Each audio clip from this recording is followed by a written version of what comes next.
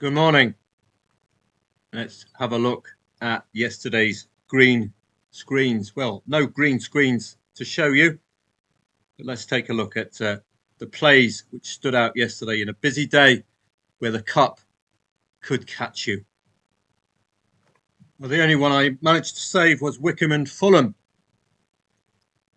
Don't forget in the EFL Cup that the draw is in play. So arguably 1-1 was a comfortable exit point. You'd have made a small profit, but I'm always looking out for that potential winner. The goal came 55th minute, which meant logically you're staying in, aren't you? You've got 30 minutes plus 35 minutes for the Premier League side to get a goal. They were dominating, but the draw is always in play, and it was frustrating, as you'll see. They did get the goal, but it came in extra time. I wouldn't have played that 0-0 Bradford and Lincoln, just the league, unless it was very, very short price odds. And research was great, highlighted Plymouth's problem, conceding 2 goals. In the EFL Cup, just that Wycombe and Fulham match would have been what I'd played. And do look out for this particular pattern. The tendency in these trophy matches for under-21s not to be the victors unless there's a red card in play. This is important when you get matches like this one, where you've got a 0-2 lead for Manchester City under-21s. Possibility of a play there second half. It's just a thing that tends to happen. It's a pattern I've noticed when you get the under-21s playing a league side. The under-21s don't tend to oblige. So that's something for you to think about in the future when you've got league versus under-21s. Tends to have a very good strike rate, the league sides. Moving on down, the DBF Pokal, wouldn't have played any of that yesterday, but I did pass that on to Telegrammers. A 0-0 and a Bundesliga side down to 10. And Hamburg's in-play stats suggested they were really going for it as well. But don't forget, in the cup, the draw is in play. That's the problem. But 1.46 expected goals second half is excellent. Knocking on the door of 2 goals. 0.13 for Heidenheim. You can see which way this is going to pan out if there is going to be a goal. This is second half, by the way. 6 shots on, 2 off, 12 in total. So that's what got me excited. I also like to look at the shots inside the box and touches inside the box. And they are overwhelmingly in favour of the side with 11 players. So it's hit and miss, as you saw with Fulham.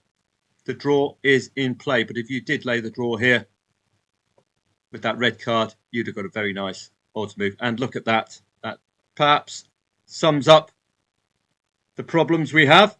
That was a penalty, but gladly take that with open arms, because if you laid that draw, you've got the double impact of the goal coming in for 11 players and the red card ensuring, along with the time, those draw odds are going to rise markedly.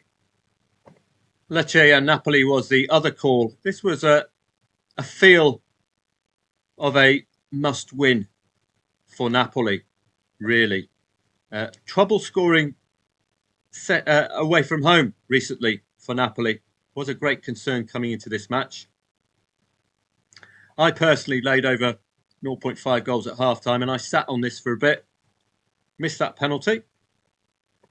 That would have put that beyond Napoli's bounds, I think, with a struggle scoring away from home recently.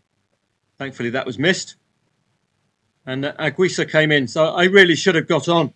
I could have got a decent return as well, particularly when you get the substitutions coming on, and you've got Scott McTominay and Rasmus Højlund, who is actually starting to score goals now, coming on for Napoli. It's a match where Antonio Conte could not afford to lose.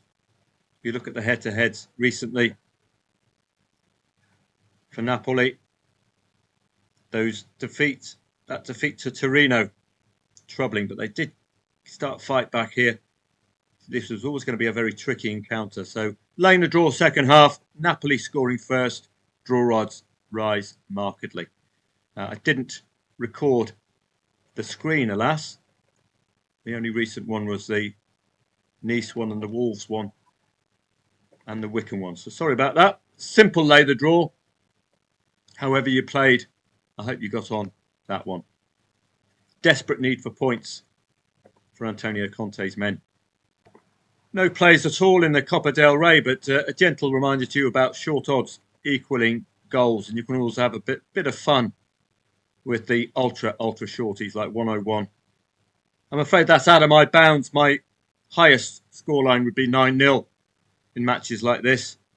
I would have done 4-0, 6-0, 8-0, or 5-0, 7-0, 9-0. So I would have been a little aggrieved with that 11-0 for Getafe. You're expecting a win to nil. So you've got a limited number of scorelines to choose from. Why don't you choose 3 of them? You're going to get a decent return if you hit the spot. And you saw that 5-0 for Valencia as well. 0-0 at half time. That's another angle in second half for a 1.01 shot. You could still do 4-0, 6-0, 8-0, or 5-0, 7-0, 9-0. And boom, that came in. A rare treat, a 101, 0-0 at half time. Let's have a look onto today's trading angles. And again, it's a day highlighted mostly by cup matches around Europe, and research isn't warranted for those. We do have 4 out of 4 odds-on favourites away from home in the Austrian Cup. That's going to get my interest, but there's going to have to be some compelling evidence in play for me to switch to cup football. As you saw yesterday, the draw is in play. So Fulham don't have to bust a gut to get that second goal in the 90 minutes. They got it in extra time. Similar story for the Belgian Belgian Cup. Union Saint-Gilloise involved in the Champions League. 108 today. Genk. Familiar names from the Belgian Jupiler League. La Louvière, newly promoted to the Jupiler League, are playing Heist, my new favourite team. Probably do smash and grabs a la Tony Pulis. 1-0 wins the mighty Heist. Danish Cup again. It's got some big names, but it's all about whether they're up for the cup or not. Wherever you see Vejla, you tend to see over 2.5 goals follow, and they've certainly priced to be competitive today. FC Copenhagen could be gentle respite for them. The Champions League is beginning again next week, Tuesday and Wednesday. They are severely impacted by it, probably at the weekend. This could be a gentle respite for them today. EFL Cup in England, absolutely no research at all. Watch out for huge team changes for the big boys. Arsenal, Brighton, Liverpool, Crystal Palace, Manchester City, Wolves and Chelsea, Newcastle and Tottenham. This was a match I would look at.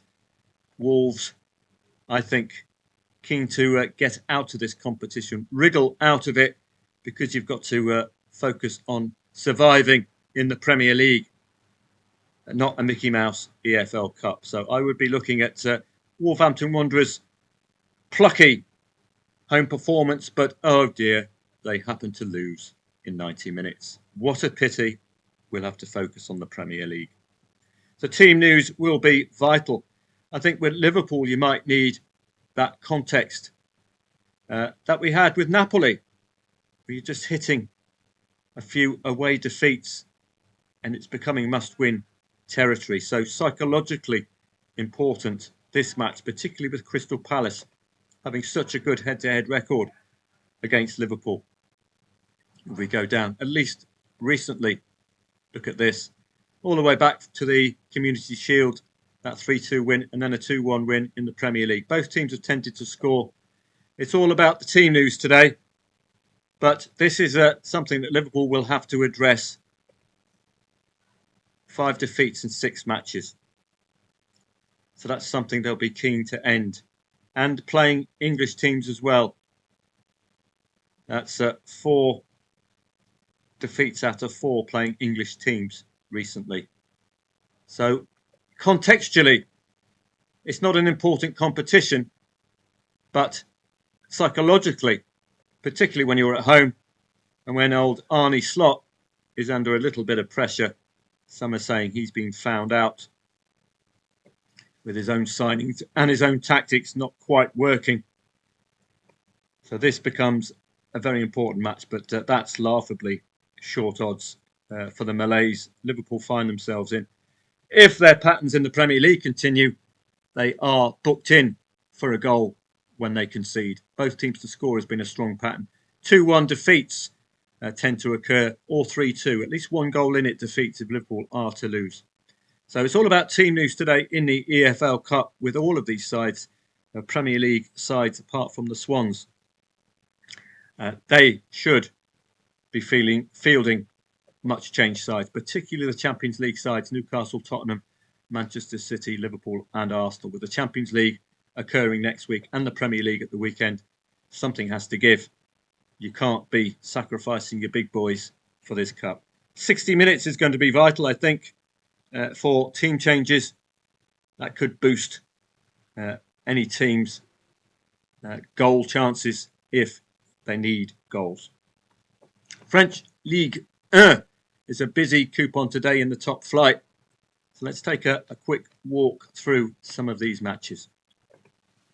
Only 2 wins for both Le Havre and Brest. Note the odds, 2.5 the favourites, telling you it's a difficult one to unpack. Le Havre are going to have to be a little careful with only 1 loss in 5 for Brest coming against Paris Saint-Germain. Brest also have a very solid run recently of total goals before half-time, breaching over 1.5 goals. So watch out for that particular pattern, particularly if it's 0-0 after 20 minutes. But that is telling you we head towards the in-play stats or we don't play at all. And if you wanted a quick look at hot stats, go to the preview section here and you'll get a selection of 4 key stats, 2 for each team, just in the hot stats section. Very interesting read. Conceded 5 of the 6 home goals before half-time. So that's something for you to think about. The only League One team who haven't seen a home league game stand level at half-time this season. So lay that 0-0 in the half-time score market if you're taken by that stat. 5 of Brest's last 6 head-to-head wins were by a single goal margin. Now that might have been spread over a number of different seasons with Le Havre, ex of French Ligue 2. Only 3 League One teams have faced more shots on target per game than Brest so far. So Brest giving sides a chance. We'll see that in the XG section. I think that could be pointed out in the XG section. Only 3 over 2.5 goals matches for Paris Saint-Germain suggests that they are being efficient, if not ruthless. Probably down to post-Champions League and pre-Champions League and international football as well. But this is a good opportunity for Paris Saint-Germain today, of course. By far the better side, but do note that under 2.5 goal bias will limit your winning scorelines if it remains to 0-1 and 0-2. So they will require, if they're going to maintain that under 2.5 goal habit, they will require a clean sheet today. In 7 of Lorient's last 8 matches, at least one team scored at least 2 goals. And they do have a strong record of seeing goals before half-time. Lorient could be a good opportunity for Paris Saint-Germain today to take advantage of that. But the only thing that's clashing with the expectation of the market is that under 2.5 goal bias for Paris Saint-Germain at the moment. No win for Metz, failing to score in 5 matches. 6 wins in 8 for Lens, tending to win 2-1 as well. So a side, I think, to really stand out today, Lens. That looks readable as well, Paris Saint-Germain. So I'm liking what I'm seeing from those 2 matches. From a readability perspective, Metz are simply gettable all day long. 3-7-0-2 goals scored away from home by Lille. Nice are going to have to be on their mettle today. Marseille have scored 4+ goals on 3 occasions at home. Their home fans don't tend to let them off the hook. Don't forget, they're involved in the Champions League next week, but this is far too early, isn't it, for the Champions League to be of any concern regarding performance. We're expecting 3-4 plus goals at home. The fans won't let them off the hook. Simple as that. Nantes keep things tight when the big guns play. So this could be a frustrating evening for Monaco today. Another Champions League side, but shouldn't be affected by the Champions League so early with a week to go to the competition. Monaco have a very strong both teams to score pattern. They've failed to score only once and have only kept one clean sheet. This is likely to be dependent on how solid Nantes can make their defence at home. As I say, when the big boys visit, they shut up shop. Lyon have scored in all matches. That's your angle there. Watch out for a Desmond Tutu here. Rennes had a goal disallowed for a 2-2 in their last match. 2-2s have been turning up for both of these teams. Could be a pre-match trading angle. And heading off to Italian SerieA. This looks very generous indeed for Roma, but it does remind you that this Parma are adept at keeping it very, very tight. 0-0s all the way. Roma had a few 1-0 wins as well. 3 home 1-0 scorelines. So this could be one of those matches where you lay over 0.5 goals right at the start of the match and hope that Parma turn up and park that big slice of ham in front of goal. Como against Verona. Looks very good odds for Como today at home. Cesc Fabregas' side. They're unbeaten at home and they keep it tight. Simple as that. Juve, it's all about the market for me today. In the last 2 matches where they've lost, the market has priced them in as being tough to win matches for Juventus, and the market got them absolutely spot on. Now it looks like the electricity has gone. Bologna and Torino. Bologna are scoring 2 goals for fun. Torino very rarely score 2 goals, but they've scored 2+ goals in 2 of the last 3 matches. So they could be unexpectedly competitive today. But this Bologna look rock solid from a goals perspective. Jamie Vardy's Cremonese might be licking their lips today. Genoa, odds-on favourite, but you failed to score at home. Right. Cremonese might be in with a shout here today. This is one of those matches which is already a relegation 6-pointer. So you'll be looking at laying the late draw. Cremonese are at least getting on the score sheet, and with Jamie Vardy, they have a touch of class up front. Inter are allowing both teams to score at home. Is that going to come and bite them on the backside a bit later on? No win yet for Fiorentina, so I would be looking at laying that late draw. I've not done any XG analysis today, but we'll take a look at understat.com and at the expected goals analysis that's available there. So this is French League 1 at understat.com. All sorts of graphics and tables. So your ability to read these will be very useful. The green, I think, suggests overperformance. The red, underperformance. So Paris Saint-Germain, where their expected goals are 17.53. Expected goals against of 10.3. When I do my AI, it will give you the average of these. So you need to divide these by the amount of matches played, which is 9. That gives you a clear indicator. That's heading towards 2, isn't it, for expected goals? 18 divided by 9, 2 for Paris Saint-Germain. A little trick. Control print screen and simply ask ChatGPT to explain it for you. And here we see, précis, that Paris Saint-Germain are overperforming. And they have been winning tight matches, 0-1, 0-2s, as suggested by their under 2.5 goal record. So they could be vulnerable if returning to the mean. So I'll see members a little bit later on. Have a great day, and I'll see you on Telegram.